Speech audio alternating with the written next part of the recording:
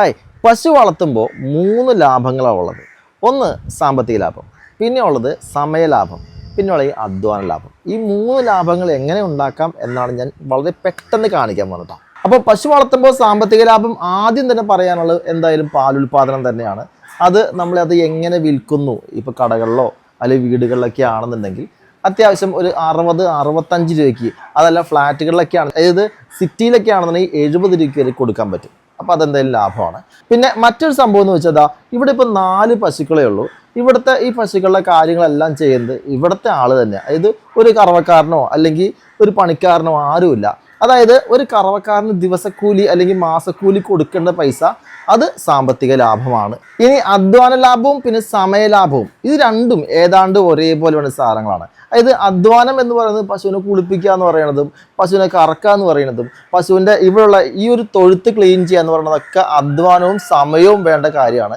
ഇവിടെ കണ്ടോട്ടാ, ഈ കാണുന്ന ഭിത്തികളിലൊക്കെ ടൈൽ ഒട്ടിച്ചേക്കണം. വേറെ ഒന്നുമല്ല, നല്ല ക്ലീൻ ആയിട്ട് കിടക്കാൻ ജസ്റ്റ് ഈ പ്രഷർ വാഷർ വെച്ചിട്ട് ജസ്റ്റ് ഒന്നങ്ങനെ ഓടിച്ച് കഴുകി കഴിഞ്ഞാൽ അത്യാവശ്യം ക്ലീൻ ആയിട്ടിരിക്കും കേട്ടോ. അപ്പോൾ അതിന് വേണ്ടി ഇവിടുത്തെ പ്രഷർ വാഷർ ഉണ്ട്.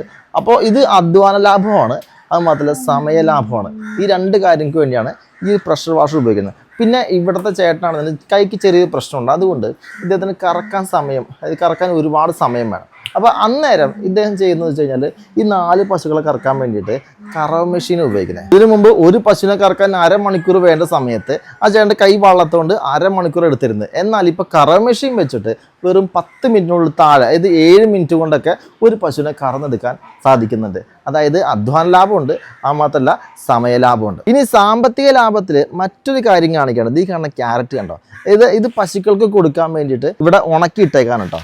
ഇത് എന്താ പറയുക, കുറച്ച് പഴയ ക്യാരറ്റാണ്. ഇത് കഴുകി ഉണക്കിയിട്ടേക്കാണ്. ഇങ്ങനെ ഈ ക്യാരറ്റ് കൊടുക്കുന്നതുകൊണ്ട് പശുക്കൾക്ക് പെല്ലറ്റ് കുറയ്ക്കാൻ സാധിക്കുന്നുണ്ടെന്നാണ് ഇവിടുത്തെ മാട്ടുചേട്ടൻ പറയുന്നത് കേട്ടോ. ഇനി നമ്മൾ കാണാൻ പോകുന്നത് അധ്വാന ലാഭമാണ്. ഈ കാണുന്നത് ഡ്രിങ്കിങ് സിസ്റ്റമാണ്. നമ്മുടെ പശുക്കൾക്ക് 24 മണിക്കൂറും വെള്ളം ആവശ്യമാണ്. കാരണം പശുവിൻ്റെ പാലിൽ 80% വെള്ളമാണുള്ളത്. അപ്പോൾ ഇവർക്ക് നന്നായിട്ട് 24 മണിക്കൂറും എപ്പോഴും എന്താ പറയുക വെള്ളം ആവശ്യമാണ്. അപ്പോൾ ഈ വെള്ളം കോരിക്കൊണ്ടൊന്ന് ഒഴിച്ച് ഇവർക്ക് വെള്ളം കൊടുക്കാന്നാണ് ഒരുപാട് സമയവും പിന്നെ അതുപോലെ അധ്വാനവും, ഈ 2 കാര്യങ്ങളുണ്ട്. എന്നാൽ അത് ഇല്ലാതാക്കുന്ന ഒരു സംഭവമാണ് ഈ ഓട്ടോമാറ്റിക് ഡ്രിങ്കിങ് സിസ്റ്റം. ഇനി അടുത്തത് സാമ്പത്തിക ലാഭമാണ്, പിന്നെ സമയലാഭം കൂടിയാണ്. അതായത് ഈ കാണുന്ന ചാണകം കണ്ടോ, ഇത് ഉണക്കാൻ വേണ്ടിയിട്ട് വലിയ അധ്വാനമൊന്നുമില്ല. ഇത് ചുമ്മാ ഇവിടെ കൊണ്ടിട്ടാൽ മതി. ഇവിടെ കുറച്ച് കോഴികളുണ്ട്, ആ കോഴിയെല്ലാം ചിക്കിച്ചകഞ്ഞ് ഈ കാണുന്ന പൊടി പോലെ ആവും കേട്ടോ. ഇത് വിറ്റ് കഴിഞ്ഞാൽ ആ കാണുന്ന ചാക്ക് നിറച്ച് ഈ പൊടിയാണ്. ഇത് ഈ കാണുന്ന ഷെയ്ഡിനകത്ത്, അതായത് ഈ കാണുന്ന ഒരു കൂടാരത്തിനകത്താണ് ഇത് ഉണങ്ങുന്നത്. ഇങ്ങനെ കിട്ടുന്ന ഒരു ചാക്ക് ഉണക്ക ചാണകത്തിൻ്റെ വില 250 രൂപയാണ്.